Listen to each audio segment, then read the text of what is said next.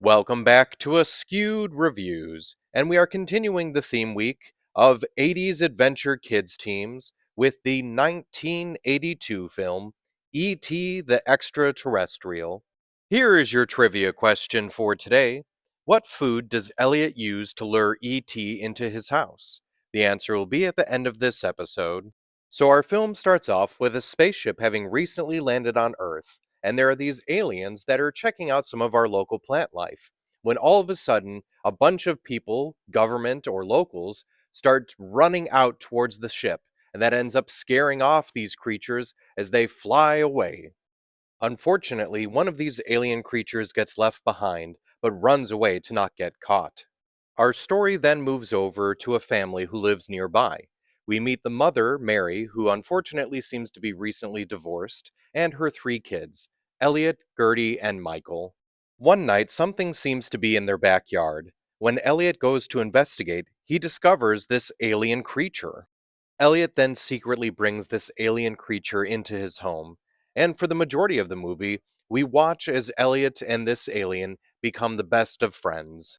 The creature ends up not just being an alien, but also having some interesting powers as well. His heart glows, his touch can heal, and he can apparently use his own mind to levitate and make things fly. Now, the problem is the government becomes aware of him, and of course, whether or not it's for good or bad purposes, wants to get a hold of him. So, will Elliot and his friends be able to escape the authorities? And will E.T. ever get home? This movie was directed by Steven Spielberg. Spielberg actually came up with the idea for this film while working on Close Encounters of the Third Kind. Spielberg and Melissa Matheson worked on the script for this film while Spielberg was actually making Raiders of the Lost Ark. What's interesting is Matheson was actually dating Harrison Ford at the time. Seemingly never just working on one project, Spielberg was actually producing Poltergeist while directing E.T. The film was not originally called E.T. the Extraterrestrial. Back when Spielberg thought about making it into a horror film, he called it Night Skies, and then at one point the movie was even going to be called A Boy's Life. This movie actually has the longest theatrical run of being over a year in the theaters. I feel like there could be an argument made for the Rocky Horror Picture Show, but I do understand because this I think was referring to consecutively for 1 year. Spielberg has actually stated that E.T. is a plant-like creature, so he is neither male nor female. Now, keep the image of E.T.'s face in your mind, because apparently his face is supposed to be the combination of three things: poet Carl Sandburg, Albert Einstein, and a pug. The voice of E.T. was primarily done by Pat Welsh, an elderly woman who smoked 2 packs of cigarettes a day.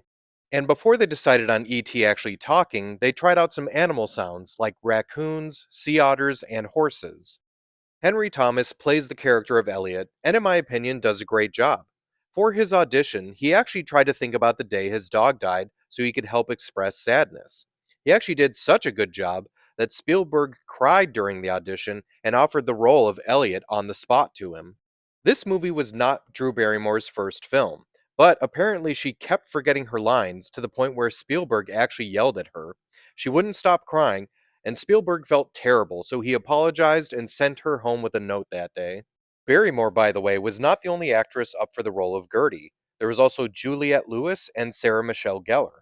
The crew actually allowed Drew Barrymore to believe that E.T. was real. In fact, they would leave the puppets on during breaks and lunches, and someone was set aside so that they could make it look like it was reacting to her, so she would believe that she was actually talking to it. Dee Wallace, who plays the character of Mary, was not the only actress up for that role. There was also Shelley Long. Peter Coyote plays a character in this film that never actually gets named, but is referred to as Keys, due to the fact that every time he showed up, we always see his keys. Now, did you ever actually notice this before, that Keys is actually referencing that he and E.T. have actually met before, when he was a child? He tells Elliot that E.T. came to him and that he was dreaming of this moment since he was 10. E.T. also does make eye contact with Keys, and there does seem to be a look of recognition. C. Thomas Howell plays the character of Tyler, and this was actually his feature film debut. But did you also know that that role almost was given to Ralph Macchio? This also was the feature film debut of Erica Eleniak, who plays the girl that Elliot kisses. Harrison Ford originally had a cameo in the film as Elliot's school principal, but that scene ended up being cut. Corey Feldman was also supposed to be part of the movie, but his part ended up being cut. Spielberg felt bad, so he ended up putting him into another movie that he would produce a few years later, Gremlins. Michael Jackson actually created a song for the movie called Someone in the Dark. He also is one of the few people that owns one of the E.T. puppets from the film. The doctors and nurses that appear in the film were all real. They were from the USC Medical Center and were told to treat E.T. like a real patient. The film was actually shot chronologically to hopefully give the actors a more emotional goodbye at the end. It was actually Steven Spielberg's good friend Robert Zemeckis who suggested the hiding in the closet scene. In the Halloween scene, E.T. recognizes a child in a Yoda costume. This was actually an inside joke from Steven Spielberg to George Lucas. Now, Lucas actually returned the favor in Star Wars Episode 1 The Phantom Menace, as E.T.'s species actually has a seat on the Galactic Senate. There are actually quite a few references to Star Wars in this film, including the fact that all of Elliot's toys appear to be Star Wars figures. In the script for this film, it did not specify what insult Elliot should use on his brother Michael, so when he calls him penis breath, Dee Wallace's laughter is actually real in that scene. The original planned ending for the film was going to have the kids playing D&D again just like near the beginning, but this time Elliot was the dungeon master, and then the camera would pan up to the roof, showing that the communicator was working again, alluding to Elliot and E.T. still being in contact. Spielberg loved making this movie so much that he took the iconic image of E.T. and Elliot flying on the bike and made it into the symbol for his company, Amblin Entertainment. This movie actually caused quite a spike in the sale of bicycles. Spielberg and Matheson actually did come up with a sequel idea called E.T. 2 Nocturnal Fears. In the story, Elliot and his friends would have been kidnapped by another alien race. This alien race would actually have been at war with E.T.'s race. Now, we also would have found out that E.T.'s real name was Zrek, and apparently that he was 10 million years old. Now, we never technically got a sequel to this movie, but due to the fact that Spielberg did approve the 2019 Xfinity commercial as actual canon, apparently E.T. at some point does come to visit Elliot when he's an adult.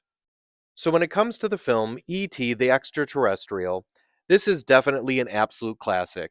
But I do have to say, rewatching it now, it doesn't exactly live up to the hype I remember as a kid. It wasn't as good as I thought it was. It's still good, but some of the plot lines don't really connect correctly, and E.T. is just butt ugly. I don't remember ever really liking the character, but there are some scenes that he is kind of cute. So I'm going to give this one a 3 out of 5. Now, if you can't get enough of E.T., there are some options. It may be hard to find nowadays, but there was a horrible Atari game based on the movie, which absolutely flopped, and thousands of unsold cartridges were actually buried in a landfill. There was a PlayStation game which wasn't very good, and quite a few Game Boy games that also weren't great. There are, in fact, a few ET board games, and there's even a roller coaster at Universal Studios, which I still remember to this day as being one of my favorites as a kid. Now, if you did really enjoy E.T., some other movies I'd recommend checking out would be Flight of the Navigator, Close Encounters of the Third Kind, Batteries Not Included.